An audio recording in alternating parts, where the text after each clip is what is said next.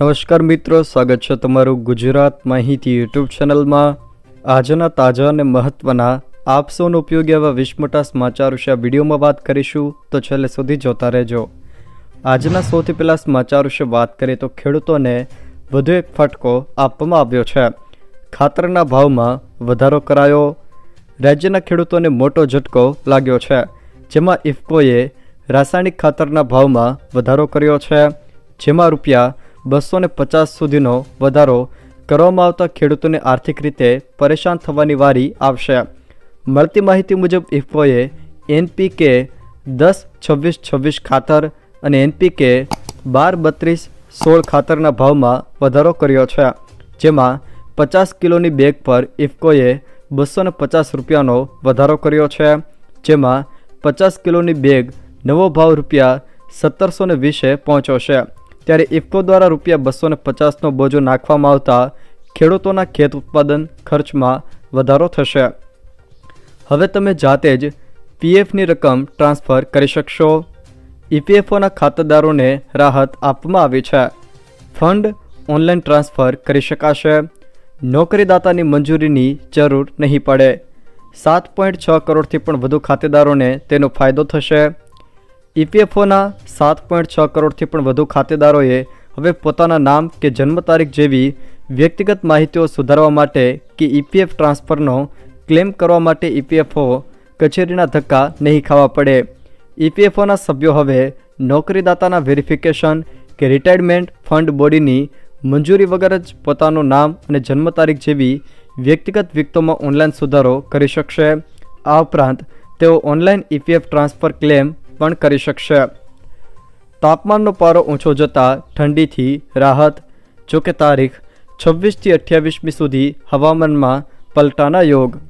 8.6 degree સાથે નલિયા રાજ્યનું સૌથી ઠંડુ શહેર રહ્યું। જોકે મહિનાના અંતમાં માવઠાની શક્યતા। સતત 3 દિવસથી સૂકા અને ઠંડા પવનને કારણે લઘુત્તમ તાપમાન ગગડી રહ્યું હતું, પરંતુ પવનની દિશા બદલાઈ રહી છે, તેથી તાપમાનમાં વધારો થઈ રહ્યો છે। લોકોને ઠંડીથી સામાન્ય રાહત મળી છે। જોકે હજુ તાપમાનમાં વધારો થવાની આગાહી હવામાન વિભાગ દ્વારા પણ કરવામાં આવી છે। જોકે હવામાન નિષ્ણાંતોના જણાવ્યા અનુસાર મહિનાના અંતિમ સપ્તાહમાં અરબી સમુદ્ર અને બંગાળની ખાડીના ભેજને કારણે હવામાનમાં મોટો પલટો આવશે। તેથી તારીખ 26થી લઈને 28 જાન્યુઆરી દરમિયાન રાજ્યના કેટલાક ભાગોમાં વાતાવરણમાં માવઠાના યોગ કરવામાં આવ્યા છે, સાથે જ કેટલીક જગ્યાએ ઝાપટું વરસી શકે છે। ઘઉંની ટેકાના ભાવે ખરીદી માટે ઓનલાઈન નોંધણી શરૂ। રાજ્યમાં 1 માર્ચથી ખેડૂતો પાસેથી ઘઉંની ટેકાના ભાવે ખરીદી શરૂ થશે। 214 ખરીદ કેન્દ્રો પરથી ટેકાના ભાવે ઘઉંની ખરીદી કરવામાં આવશે। ₹2425 પ્રતિ ક્વિન્ટલના લઘુત્તમ ભાવે ઘઉંની ટેકાના ભાવે ખરીદી કરવામાં આવશે। જોકે ટેકાના ભાવે ઘઉં વેચવાની ઓનલાઈન નોંધણી પ્રક્રિયા હાલ કાર્યરત છે, એટલે કે ખેડૂતો હાલ ટેકાના ભાવે ઘઉં વેચવા માટે ઓનલાઈન નોંધણી કરાવી શકે છે। જોકે અત્યાર સુધીમાં 33,863 ખેડૂતોએ ટેકાના ભાવે ઘઉં વેચવા માટે નોંધણી કરાવી છે। રાજ્ય સરકારની નવી જંત્રી સામે વાંધા અરજી કરવાનો આજે અંતિમ દિવસ। સમગ્ર રાજ્યમાંથી જંત્રી સામે અત્યાર સુધીમાં 7,200થી પણ વધારે વાંધા અરજીઓ કરવામાં આવી છે। 20 જાન્યુઆરી સુધી જંત્રી સામે વાંધા અરજી કરી શકાશે। જોકે અત્યાર સુધીમાં 7200થી પણ વધુ વાંધા અરજીઓ મળી છે। વેબસાઇટ garvigujarat.gov.in વેબસાઇટ પર ઓનલાઈન અને ઓફલાઈન કચેરીઓમાં જઈને પણ તમે વાંધા અરજી કરી શકો છો। ગુજરાત ફાર્મર રજિસ્ટ્રી પોર્ટલ પર ખેડૂતોની નોંધણીમાં દેશમાં ગુજરાત પ્રથમ ક્રમે।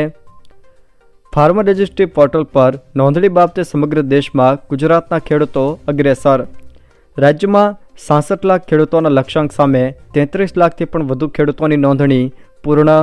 જોકે લક્ષ્યાંક સામે 50% નોંધણી પૂર્ણ થતાં ભારત સરકાર તરફથી ગુજરાતને ₹123.75 કરોડની પ્રોત્સાહક ગ્રાન્ટ મળશે।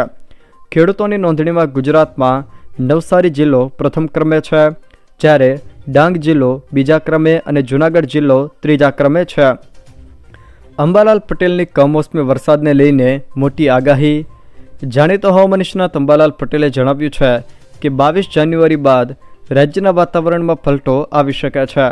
તેમજ ગુજરાતના ઘણા જિલ્લાઓમાં 22 જાન્યુઆરીથી 24 જાન્યુઆરી દરમિયાન વાદળછાયું વાતાવરણ રહેશે. તેમજ કેટલાક જિલ્લાઓમાં કમોસમી વરસાદની પણ આગાહી કરવામાં આવી છે. જ્યારે 24 જાન્યુઆરી બાદ રાજ્યમાં ઠંડા પવનો પણ ફૂંકાય તેવી શક્યતા અંબાલાલ પટેલ દ્વારા વ્યક્ત કરવામાં આવી છે. ધોરણ 9થી 12ના 30 લાખ જેટલા વિદ્યાર્થીઓની દ્વિતીય અને પ્રિલિમ પરીક્ષાનો આજથી પ્રારંભ. સરકારી, ગ્રાન્ટેડ અને ખાનગી મળીને 12,000 સ્કૂલોમાં 28 મે સુધી પરીક્ષા યોજાશે. ધોરણ 9થી 12ના 30 લાખ જેટલા વિદ્યાર્થીઓની આજથી દ્વિતીય અને પ્રિલિમ પરીક્ષાનો પ્રારંભ. જોકે ધોરણ 10 અને 12ના વિદ્યાર્થીઓને બોર્ડ પરીક્ષા માટે 28મી પછી 30 દિવસનો સમય મળશે. રાસાયણિક ખાતરના ભાવમાં વધારો થતાં ખેડૂતોમાં રોષ. ઇફકો દ્વારા રાસાયણિક ખાતરના ભાવમાં વધારો જાહેર કરાયો છે. તેને પગલે ખેડૂતોમાં રોષ ભભૂકી ઉઠ્યો છે. રાસાયણિક ખાતરના વધેલા ભાવ અંગે રાજ્યમાં ઠેર ઠેર ખેડૂતોએ પોતાની નારાજગી વ્યક્ત કરી હતી. ખેડૂતોનો આક્ષેપ છે કે ખાતર વગર ઉનાળુ વાવેતર શક્ય નથી. એક તરફ દેશી ખાતર મળી રહ્યું નથી અને બીજી તરફ રાસાયણિક ખાતરનો ભાવ વધારીને સરકાર ખેડૂતોની કમર તોડી રહી છે.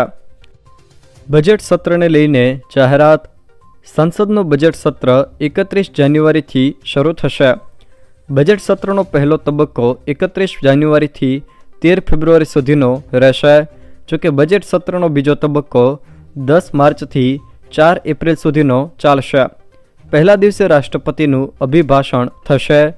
આર્થિક સર્વે 31 જાન્યુઆરીના રજૂ કરવામાં આવશે. જોકે 1 ફેબ્રુઆરીના બજેટ રજૂ કરવામાં આવશે. બેંક ખાતા ધારકો માટે મહત્વનો નિર્ણય.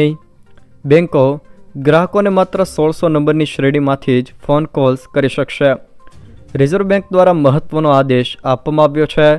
માર્કેટિંગ માટે 140 નંબરની શ્રેણીમાંથી ફોન કરવા પડશે. જોકે 31 માર્ચ સુધીમાં અમલની મહેતલ. ટેકનોલોજી યુગમાં સાયબર ગુનાખોરીમાં ચિંતાજનક વધારો થઈ રહ્યો છે. બેંકના નામે થતી ઠગાઈ રોકવા માટે નવી પહેલ કરવામાં આવી છે. ગ્રાહકોને નાણાકીય લેવડ દેવડ સંબંધિત ફોન કોલ્સ 1600 નંબરની શ્રેણીમાંથી જ કરવા માટે રિઝર્વ બેંક ઓફ ઇન્ડિયા દ્વારા બેંકોને આદેશ કરાયો છે. આ સિવાય બેંકો તથા અન્ય નાણાં સંસ્થાઓને પ્રચાર માર્કેટિંગ માટેના ફોન માત્ર 140 નંબરની શ્રેણીમાંથી જ કરવા કહેવામાં આવ્યું છે. ફોન કોલ્સ તથા SMS મારફત થતી નાણાકીય છેતરપિંડી રોકવા માટે બેંકો તથા નાણાં સંસ્થાઓને ગ્રાહક સંબંધિત રેકોર્ડ પરની વોચ દૂર કરવાની સુરક્ષા આપવામાં આવી છે. ગુજરાતમાં 3.95 લાખ મતદારોમાં થયો વધારો. ચૂંટણી પંચે નવી મતદાર યાદી જાહેર કરી છે. રાજ્યના મતદારોમાં 3.95 લાખનો વધારો થયો, જેમાં 1.72 લાખ પુરુષ મતદારોનો વધારો થયો છે. જ્યારે 2.23 લાખ મહિલા મતદારોનો વધારો થયો. જોકે કુલ મતદારોની સંખ્યા 5.3 કરોડ પર પહોંચી છે. નવા મતદારો સાથે 2.58 લાખ પુરુષ મતદારો, જ્યારે રાજ્યમાં કુલ 2.44 લાખ સ્ત્રી મતદારો નોંધાયા. આગામી સ્થાનિક સ્વરાજ ચૂંટણી માટે ચૂંટણી પંચ દ્વારા કવાયતો તેજ કરવામાં આવી છે. રખડતા ઢોર માટે નવી ગાઈડલાઈન જાહેર.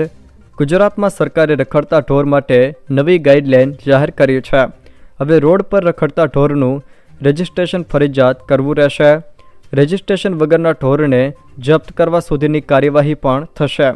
જોકે તમામ મહાનગરપાલિકા અને નગરપાલિકાઓને પશુઓ પર ટેગ લગાવવાની કામગીરી કરવાની સૂચના મળી છે. જાહેર રસ્તાઓ પર પશુઓ માટે ઘાસ વેચાણ અને તેને ખવડાવવા પર પ્રતિબંધ લગાવવામાં આવ્યો છે. જોકે ટેગ વગરના ઢોર માટે એક થેલીને ₹10,000 સુધીના દંડની જોગવાઈ છે. કેન્દ્ર સરકાર ₹25,000 આપશે. કેન્દ્ર સરકાર માર્ગ અકસ્માતના પીડિતોને તાત્કાલિક હોસ્પિટલમાં લઈ જનારા લોકો માટે ઇનામની રકમ વધારીને ₹25,000 કરશે. જોકે આ રકમ અત્યારે ₹5,000 છે. ગડકરીએ પુણેમાં એક કાર્યક્રમ દરમિયાન આ માહિતી આપી હતી. નીતિન ગડકરીએ કહ્યું કે તેમણે માર્ગ પરિવહન મંત્રાલયને પુરસ્કારની રકમ વધારવાનો નિર્દેશ આપ્યો છે. સરકારે 2021થી ઇનામ આપવાની શરૂઆત કરી છે. વિદ્યાર્થીઓ માટે હાલ આધાર કાર્ડ જેવી અપાર આઈડી બની રહી છે. ત્યારે આ અપાર આઈડી શું છે, તેનો ફાયદો શું છે, એના વિશે જો વાત કરીએ તો સમગ્ર દેશના વિદ્યાર્થીઓ માટે આધાર જેવી આઈડી બનાવવામાં આવી રહી છે। એક વિદ્યાર્થી એક આઈડી કાર્ડ ખૂબ જ ઉપયોગી થઈ શકે।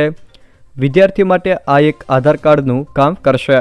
શૈક્ષણિક કારકિર્દીને લગતી તમામ બાબતો આ એક કાર્ડથી જાણી શકાશે। વિદ્યાર્થીની તમામ વ્યક્તિગત માહિતી આ આઈડીમાં સામેલ હશે। જોકે આ કાર્ડ હાયર સેકન્ડરી સુધીના વિદ્યાર્થીઓ માટે બનાવવામાં આવશે। આ અપાર આઈડીમાં વિદ્યાર્થીઓનું નામ, વાલીઓનું નામ, ફોટો અને સરનામું હશે। Marksheet, character certificate, school transfer certificate સહિતના દસ્તાવેજ તેમાં મોજૂદ રહેશે। જો કોઈ વિદ્યાર્થીએ સ્પોર્ટ્સમાં નેશનલ કે ઇન્ટરનેશનલ લેવલ પર ભાગ લીધો હોય તો તેની માહિતી પણ આ કાર્ડમાં ઉપલબ્ધ હશે। હવે આ અપાર આઈડીથી કયા કયા ફાયદાઓ વિદ્યાર્થીઓને થશે એના વિશે જો વાત કરીએ તો અપાર આઈડી બનાવવાથી વિદ્યાર્થીઓને અનેક ફાયદાઓ થશે। વિદ્યાર્થી એક શાળા છોડીને બીજી શાળામાં જશે તો તેમણે તમામ ડોક્યુમેન્ટ્સ લઈને જવાની જરૂર નહીં પડે। વિદ્યાર્થીઓ પોતાની યુનિક આઈડી જોઈને જ આ તમામ માહિતીઓ મેળવી શકશે। આ આઈડીનો ઉપયોગ સમગ્ર દેશમાં ક્યાંય પણ કરી શકશે। જોકે સરકારને વિદ્યાર્થી અને વિદ્યાર્થિનીઓની તમામ માહિતી એક જ સ્થાને મળતા યોજનાઓ લાગુ કરવામાં સરળતા રહેશે। જો મિત્રો આ વિડીયો તમને પસંદ આવ્યો હોય તો વિડીયોને લાઇક કરો, તમારા મિત્રો સાથે શેર કરો અને જો તમે અમારી ચેનલમાં નવા હો તો ચેનલને સબસ્ક્રાઈબ જરૂર કરજો, જેથી મારા આવનારા તમામ વિડીયોની માહિતી તમારા સુધી પહોંચી શકે।